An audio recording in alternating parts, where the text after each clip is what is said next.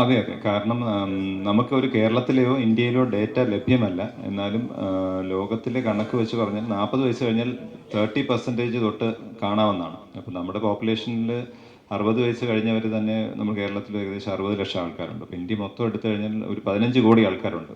അപ്പോൾ അതിലൊരു വളരെ ചെറിയ പെർസെൻറ്റേജ് ആൾക്കാർക്ക് വന്നാൽ തന്നെ അതൊരു വലിയ നമ്പറാണ്. ഇപ്പോൾ എല്ലാവർക്കും സർജറി വേണമെന്നല്ല, പക്ഷെ അത് നേരത്തെ റെക്കഗ്നൈസ് ചെയ്താൽ നമുക്ക് ഫിസിയോതെറാപ്പി, ഇപ്പം അസ്ഥിയുടെ ബലം കുറവാണെങ്കിൽ ഓസ്റ്റിയോപൊറോസിസ് മാനേജ്മെൻറ്റ്, അങ്ങനെ ആദ്യമേ ചികിത്സിച്ചാൽ ഇവർ കൂടുതൽ വഷളാകുന്നത് തടയാൻ പറ്റും. അപ്പം എല്ലാവർക്കും സർജറി ആവശ്യമില്ല, പക്ഷേ ഇതൊരു നമ്മുടെ ഒരു ഹിഡൻ ആണ്. നമുക്ക് ഇതിനെപ്പറ്റി ട്രീറ്റ്മെൻറ്റ് ഉണ്ടെന്ന് അറിയില്ല, ഇങ്ങനെ ഒരു അസുഖം ഉണ്ടെന്ന് അറിയില്ല.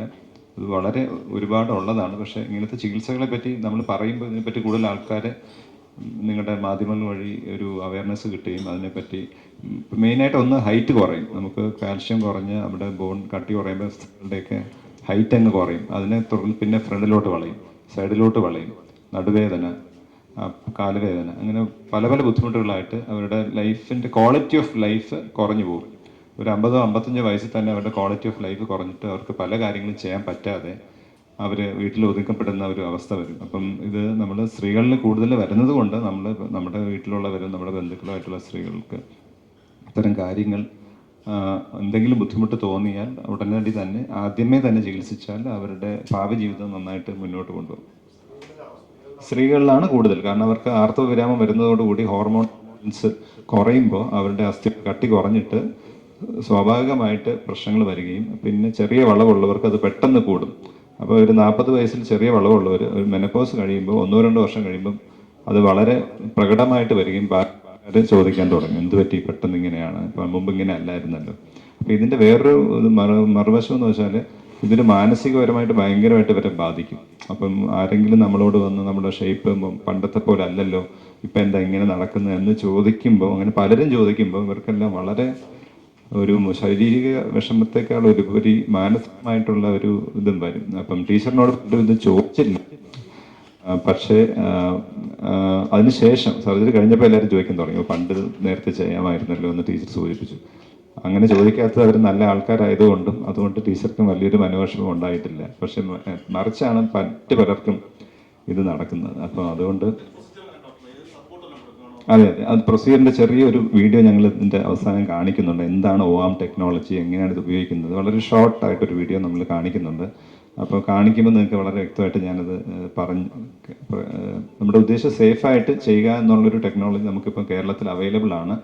അപ്പം നമ്മുടെ പേഷ്യൻസിനും കേരളത്തിന് പുറത്തു പോയി ചെയ്യേണ്ട ആവശ്യമില്ല, അത് നമുക്കിവിടെ തന്നെ ഉണ്ട്. ഇത്രയും ആധുനികമായിട്ടുള്ള ടെക്നോളജിയുള്ള കേരളത്തിലെ ഏക ഹോസ്പിറ്റൽ നമ്മളതാണ്. പിന്നെ ഇന്ത്യയിൽ തന്നെ വളരെ കുറച്ച് ഹോസ്പിറ്റൽസിൽ ഈ സൗകര്യമുള്ളൂ. അപ്പോൾ അത് നിലവിൽ നമുക്കുണ്ട്. അത് ഉപയോഗിച്ച് സേഫായിട്ട് നമുക്കിത്തരം കോംപ്ലക്സ് സർജറീസ് ചെയ്യാൻ പറ്റും എന്നുകൂടി അറിയിക്കാൻ വേണ്ടിയിട്ടാണ് നമ്മളിത് ഉദ്ദേശിക്കുന്നത്. ചിലവ് വലിയൊരു സർജറിയാണ്, മേജർ സർജറിയാണ്. ICU അങ്ങനെയുള്ള കുറച്ച് കാര്യങ്ങളൊക്കെ വരും. പിന്നെ പേഷ്യൻ്റെ കോമോർബിഡിറ്റി അനുസരിച്ച് ഒക്കെ വരും. പിന്നെ ഒരു നല്ല വശം, ഇതെല്ലാം മിക്കവാറും എല്ലാം ഇൻഷുറൻസിൽ കവേർഡ് ആയിക്കൊണ്ടിരിക്കുകയാണ്, ആരോഗ്യ സ്കീമുകളിൽ കവർ ചെയ്തിട്ടുണ്ട്. അപ്പോൾ അതുകൊണ്ട് അതിൽ മിക്കവാറും അതെല്ലാം ഉള്ളവർക്ക് അത് ഗുണം ചെയ്യും. ഏകദേശം 70 ഡിഗ്രി വളവായിരുന്നു. അപ്പോൾ വളവിൻ്റെ, ഞാൻ പറഞ്ഞ പോലെ വളവിൻ്റെ ഡിഗ്രിയേക്കാൾ ഉപരി അവരുടെ അപ്പിയറൻസ്, ശ്വാസം മുട്ടൽ, അവരുടെ വേദന, അവരുടെ ദൈനംദിന ക്വാളിറ്റി ഓഫ് ലൈഫിനെ ഇത് വളരെ ബാധിക്കും. അപ്പോൾ വളവ് കൂടുന്നതനുസരിച്ച് ഇതെല്ലാം പ്രൊപ്പോർഷണലി കൂടുകയും ചെയ്യും. അപ്പോൾ അങ്ങനെ ഇതെല്ലാം ലിങ്ക്ഡാണ്.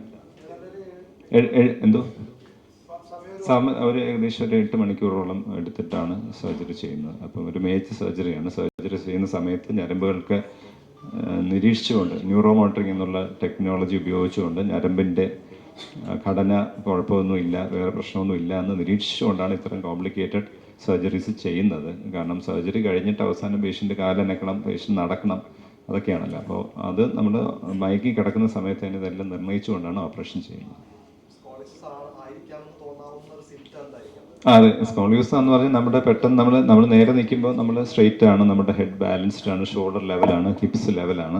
ഒരു സ്കോളിയോസ് വരുമ്പോൾ നമ്മൾ ഒരു സൈഡിലോട്ട് വളയും, ഒരു ഷോൾഡർ പൊങ്ങും, നമ്മുടെ ഇടുപ്പ് ഒരു സൈസ് തള്ളി വരും, നമ്മുടെ ബാക്കിൽ ഒരു കൂന് പോലെ ബൾജ് വരും.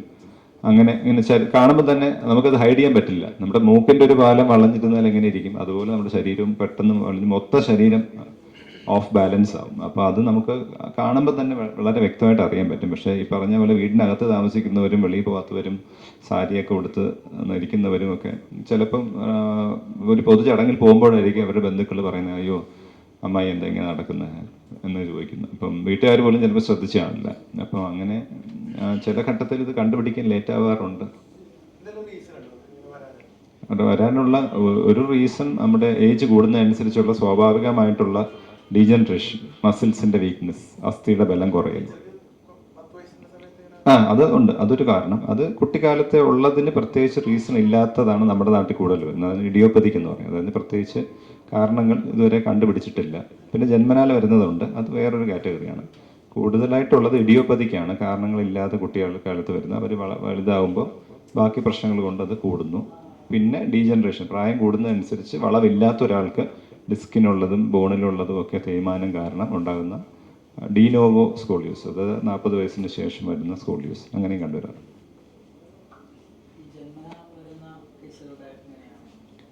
ജന്മനാൽ വരുന്ന കേസുകൾ നമുക്ക് ഒരു സ്ത്രീ ഗർഭാവസ്ഥയിൽ തന്നെ ഇപ്പോൾ നമ്മൾ സ്കാൻ ചെയ്യുമ്പോൾ കണ്ടുപിടിക്കാൻ പറ്റും. അനോമലി സ്കാനിൽ തന്നെ കണ്ടുപിടിക്കാൻ പറ്റും. അത് പൊതുവേ നമ്മുടെ നാട്ടിൽ കുറവാണ്. പക്ഷെ മറ്റ് പല മേഖല, നോർത്ത് ഇന്ത്യയിലൊക്കെ കുറച്ച് കൂടുതലേ കണ്ടുവരുന്നുണ്ട്. കേരളത്തിൽ അത് വളരെ വളരെ കുറവാണ്. അതിന് ചികിത്സ ലഭ്യമാണ്.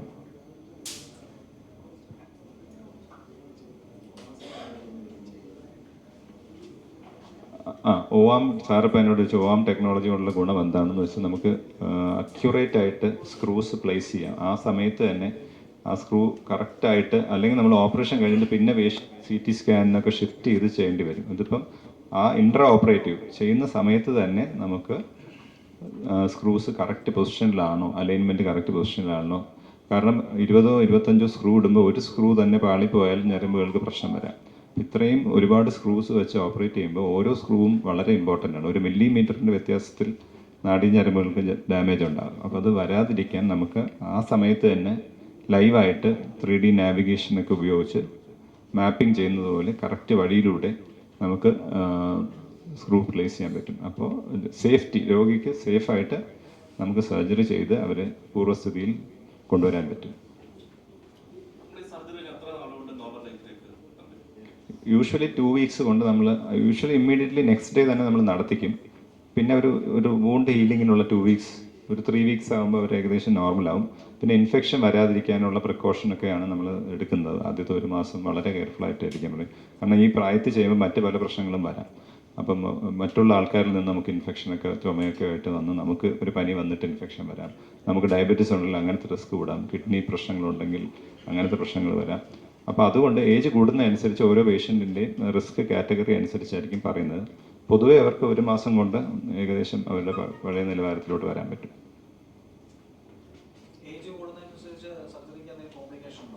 തീർച്ചയായും. കാരണം അവർക്ക് അവരുടെ കോമോർബിഡിറ്റീസ്, അപ്പോൾ അവർക്ക് അസോസിയേറ്റഡ് എന്തൊക്കെ അസുഖങ്ങളുണ്ടോ അതനുസരിച്ചായിരിക്കും അവരുടെ ഏത് സർജറി ആയാലും നമ്മൾ നിർണ്ണയിക്കുന്നത്. അപ്പോൾ ഇത്രയും വലിയ ലോങ് അവേഴ്സ് സർജറി ഒക്കെ ചെയ്യുമ്പോൾ അതെല്ലാം സ്ട്രാറ്റിഫൈ ചെയ്ത് അനസ്തേഷ്യ ബാക്കി ഡിപ്പാർട്ട്മെൻറ്റുമായിട്ടൊക്കെ ഒരു മൾട്ടി ഡിസിപ്ലിനറി ടീംസുമായിട്ട് ഡിസ്കസ് ചെയ്തിട്ട് എല്ലാ റിസ്ക്കും പറഞ്ഞ് അറിയിച്ചതിന് ശേഷമായിരിക്കും നമ്മൾ ഇത്തരം സർജറിയിലോട്ട് പോകുന്നത്.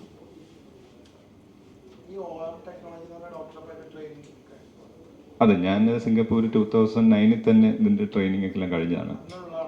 ഈ ടെക്നോളജി ഇതാണ്. പക്ഷെ നമുക്കറിയാലോ, ഓരോ ദിവസം നമ്മുടെ നാട്ടിലെത്താൻ ചിലപ്പോൾ ചില സമയം കാരണം എടുക്കാം. അപ്പോൾ ഇപ്പോഴാണ് നമുക്കിപ്പോൾ എത്തിയിട്ട് 1.5 വർഷത്തിൽ കൂടുതലായി.